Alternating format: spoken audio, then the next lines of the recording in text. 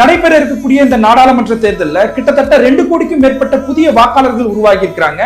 இப்போ ஒரு பக்கம் மதத்தை பேசக்கூடிய ஒரு குரூப் இருக்கிறாங்க, அதாவது யூனிஃபார்மிட்டியை பேசக்கூடிய ஒரு குரூப் இருக்கிறாங்க. அரசியலமைப்பு சட்டம் எதெல்லாம் பண்ணக்கூடாதுன்னு சொல்லுதோ அதெல்லாம் பண்ணக்கூடிய குரூப் ஒரு பக்கம், கான்ஸ்டிடியூஷன் என்னெல்லாம் சொல்லுதோ அதை முன்மொழியக்கூடியவங்க, அதை பிராக்டிஸ் பண்ணக்கூடியவங்க, அதை பாதுகாக்கக்கூடியவங்க ஒரு பக்கம் இருக்கிறாங்க. சோ உங்களுடைய வாக்கு யூனிஃபார்மிட்டியை பேசக்கூடிய இவர்களுக்கா இல்ல யூனிட்டியை பேசக்கூடிய இவர்களுக்கா என்பதை நீங்க முடிவு பண்ணுங்க. இந்த தேர்தலில் வெற்றி பெற்றால் குழந்தை ராமரை பார்ப்பதற்கு அழைத்து செல்வோம்னு சொல்லக்கூடியவர்கள் ஒரு பக்கம் இருக்கிறாங்க.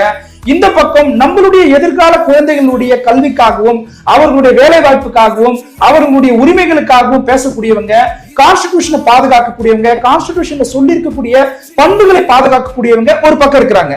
உங்களுடைய வாக்கு இவர்களுக்கா இல்ல இவர்களுக்கா என்பதை நீங்க முடிவு பண்ணிக்கங்க. இந்த தேர்தல் வெறும் ஒரு சாதாரண நார்மல் அட்மினிஸ்ட்ரேட்டிவ் நிர்வாக ரீதியாக மட்டுமே அணுகக்கூடிய தேர்தல் கிடையாது.